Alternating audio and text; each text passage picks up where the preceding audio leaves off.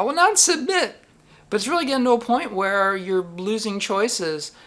A venue very, very, near where I live that I used to go to all the time because I used to just go down to the box office and pay cash, but they switched to paperless tickets. So even if you pay cash, you cannot get a physical ticket. They require everyone who comes to the show, if you're going to go to a show at this venue, you have to buy it online. And they charge you $12 in fees to get the ticket online. So the $12 online purchasing fee is mandatory. You can't go around it.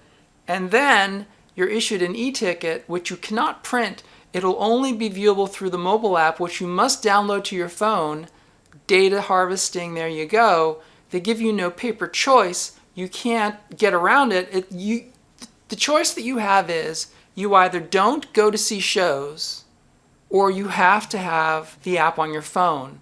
And you have to own a phone to be in the building. That's crazy. But this is the thing. It's like participation in society. The idea that it's mandatory to have a phone. You must have a phone on your person. You must have this spyware on your phone to be there. And on top of it, you're going to have to pay $60 for the privilege of having all that restriction and all that oversight and all that spyware. And that's the world we live in. It gets to the point where all the options are taken out. It's either you just don't participate, you just don't go to the venue anymore, you don't go to Strasbourg, and it's total choice, Fran, total choice. Just don't go to that venue. Well, that's the only venue that bands play anymore because they're in contracts where they have to play that venue. If they come to town, all these acts must play this venue, and you must buy tickets from this company for this venue, and you must have the app on your phone, and you must have a phone with you, and you must own a phone. No paper tickets. Oh, and there's a $12 service fee for the privilege of having the convenience of the e-ticket. How can I charge $12 for an electronic ticket? There's literally no labor involved, and there's literally no material involved, and they charge you $12 for that, and they don't give you the option of not having it. That's the level of graft. And yes, I know that Ticketmaster has gotten a judgment and been called a monopoly, but that's going to happen. They're not going to get broken up. They're going to find a way around it. What they'll do is that it's illegal, that they're a monopoly, that they can't charge like a $12 or $15 fee. All they'll do is they'll take that $12 or $13 or $15 or $20 fee and they'll just stick it to the venue and make the venue pay it as an order of contract, and then it's just the ticket prices will be $20 more, but they're going to get their money anyway. No way around it. And this is why, just in 5 years, we're talking 5 years, maybe 6 years, maybe before the pandemic, I was literally every week I was at a show. There were like 7 or 8 really great small, medium-sized venues in Philly. Every week there would be a band in town that I would want to see, and I was going out and watching bands all the time. The Trocadero, there were several others. The Boot and Saddle, both of them were killed by the pandemic. Boot and Saddle down Broad Street was another favorite.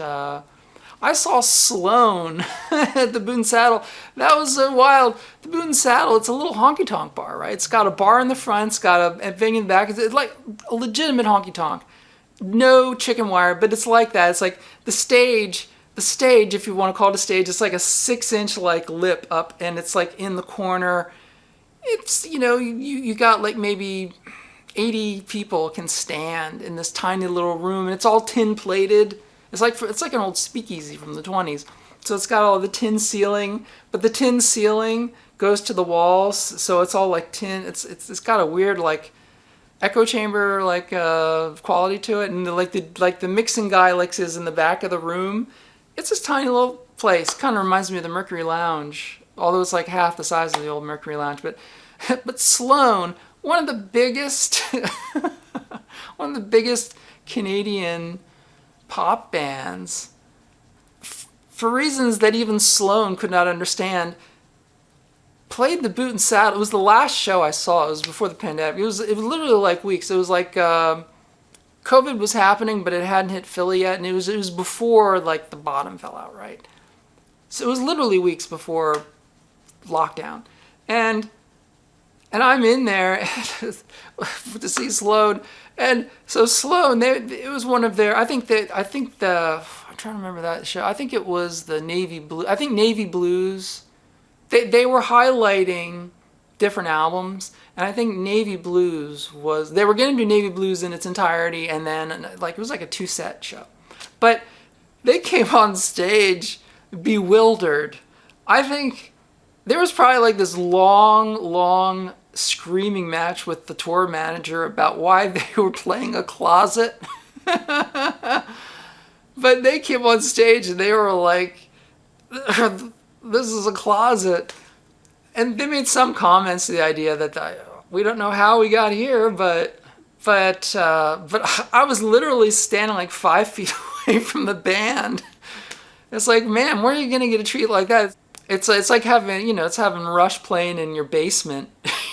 It's like, but the Boot and Saddle, a lot of great bands would come there, but there just isn't a place like that now, because after the pandemic, it was reduced to like 2 venues, and then the Fillmore opened up this really just evil corporate silo, like some insane asylum made of cement opened up. And like now all the bands that come in, if you want any band that you've ever heard of, they got to play the Fillmore or one of the satellite. Fillmore, they own like 3 or 4 clubs that are satellited around this like military like complex that they built. And you got to go through 3 levels of security with strip searches and like pat downs, metal detectors. You got to put your hands up like this, and they feel you down and everything. Like it's hard to get into a Fillmore show as it is to get on a plane at the airport. That's how strict it is.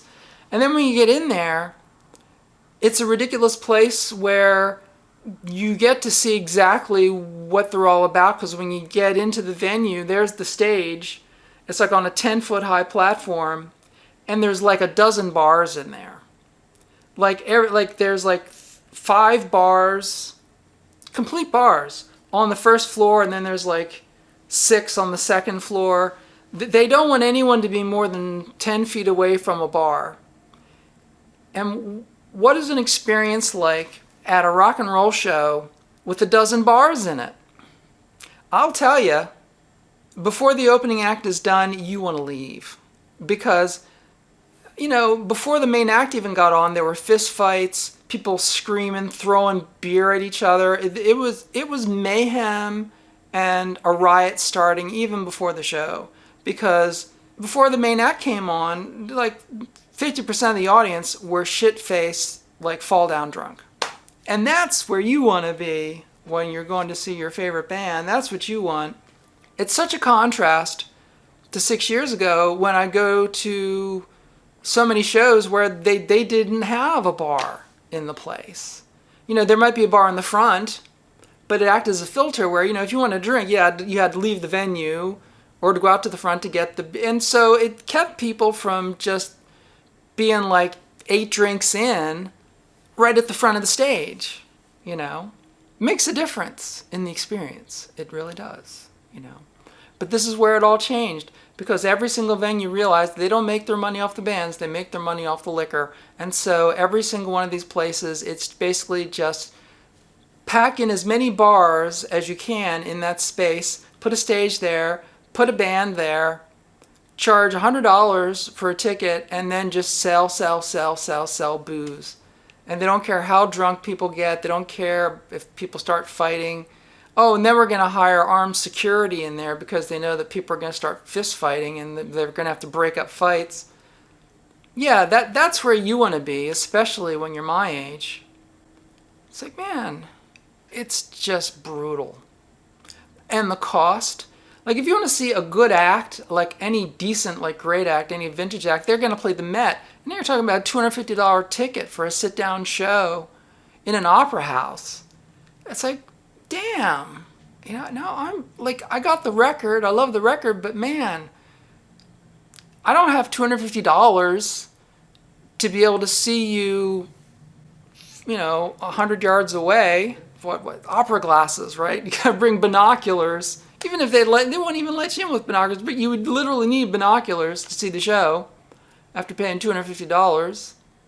And then the other venues are like, all these the wine places, like the wine bars, where it's like the cafeteria seating, like they've got these long benches that radiate out from the stage, and they serve food and booze, and you're packed in there like you get a seat, but it's not actually a seat. You basically get a spot on a bench, and they put the bench spots like 10 inches apart, and it's like, yeah, I'm like normal average size for the 20th century, but no one else is, and so you're literally in there with two people like pushing into your shoulders, and they're just wafting up food and flailing their elbows at you and drinking booze, and there's wine and booze splaying, and the people are talking, blah, blah, blah, and so the show's going, and people right here, and phone, it's like, oh yeah, there's a show over there, ignore the show, it's like freaking dinner theater. So it's like and those tickets are expensive. So it's like, even if an act comes to City Winery, I won't go there because I won't do the bench seating. I won't buy a meal. I won't be around people eating and drinking, like literally sandwiched, where I get to be the filling of the gluttony sandwich. It's just so humiliating. It's just an inhuman experience.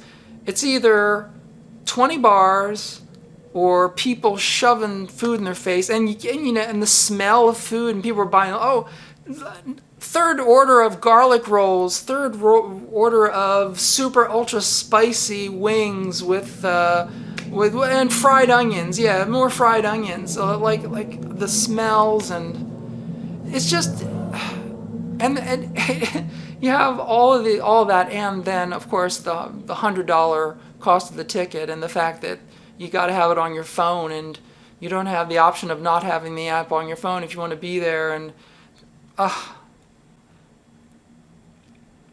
why my favorite acts come in. Fishbone. I talked about Fishbone before, that every time they come to town, I see them, and that was true for every year that they ever came to town, except this year was the first year that I didn't see them, because they came and they went to the frickin' Fillmore. They went to the frickin' Fillmore, a venue that I can't get into. It was just like, no, I love those guys, but I can't do it. I can't do it.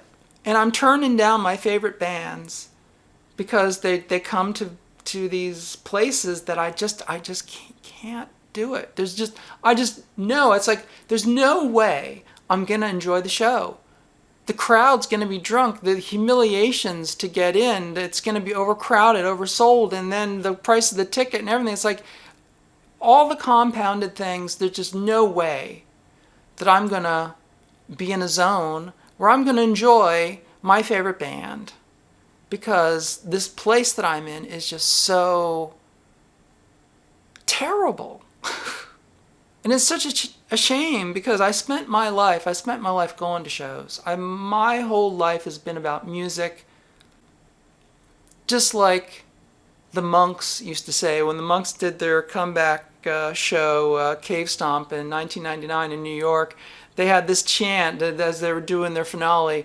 They just did this chant over and over again. Always support live music. Always support live music. Always support live music. Always support live music. Always support live music. And it's like, that was my mantra too. It's like, yes, go to the shows. If you love your band, go see them. But I can't do it anymore because it's just inhuman.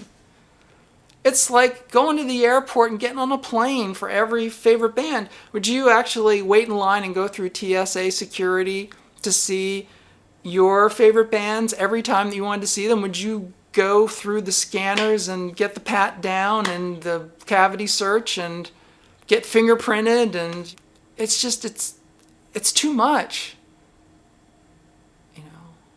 I've gotten to the point, it's like, there's a few venues that I go to where I see all the shows. Philomoka is now my favorite place, because Philomoka, it's like one of the last places, if not the last place in town, that has interesting, cool music and films and stuff. And it's just an old school Philly punk venue. You just go.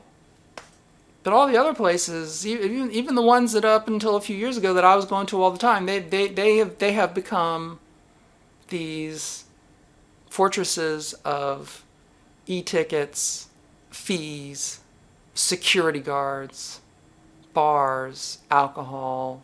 I mean, seriously, if you got a venue that's got like 8 bars in it, why not just sell Coke?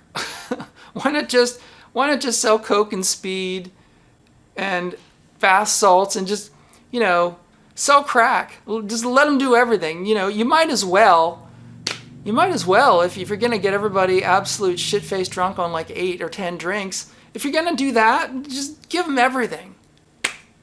There's no rules anymore. Just let the whole place just burn down if it's just come down to that. I'm a straight edge punk. When I was a straight edge punk kid. No drugs, no booze, just anger and rock and roll. And that's how we liked it. Don't need to get fucked up to be in the music. You're not supposed to be fucked up with the music. You're there for the music. You're not supposed to be shit-faced, tank drunk. You're supposed to be there for the band.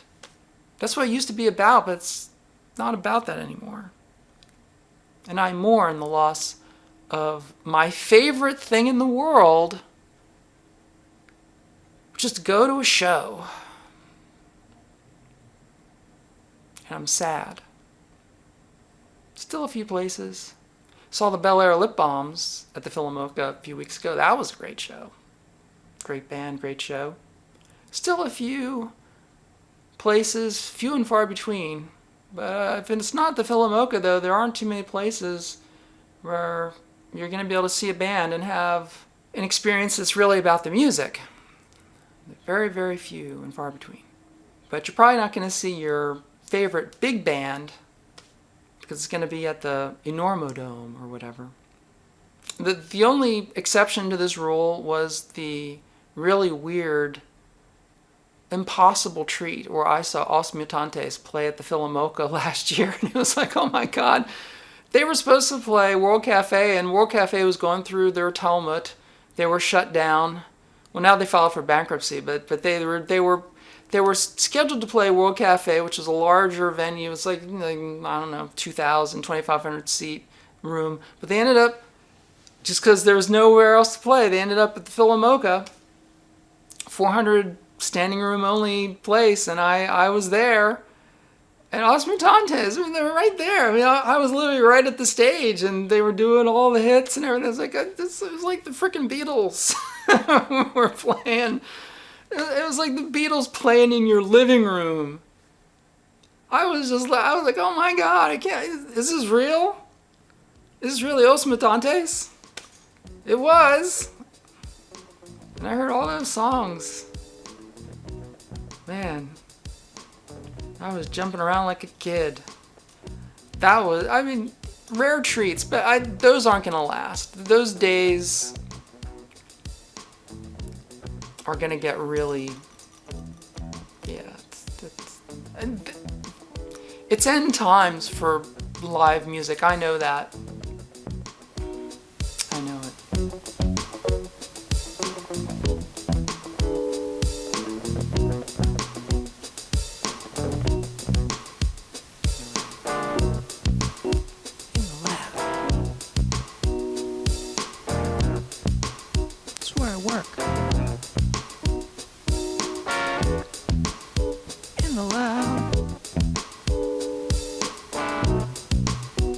Berserk. In my lab, it's where I work.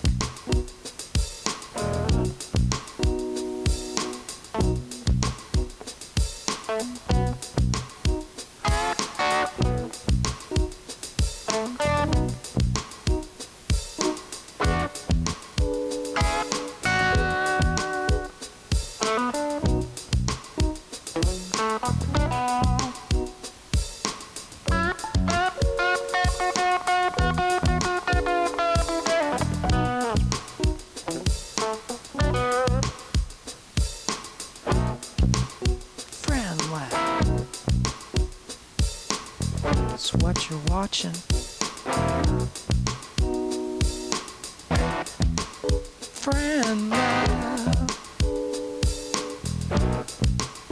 That's what I'm doing. Working at the bench again.